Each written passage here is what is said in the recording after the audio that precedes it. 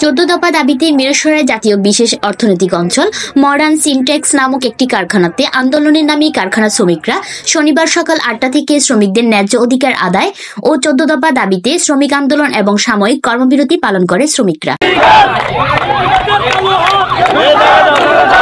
কাজে যোগ না দিয়ে মডার্ন সিনট্যাক্স কারখানার মূল গেটের সামনে অবস্থান নিয়ে তাদের দাবি আদায়ে স্লোগান দেয়।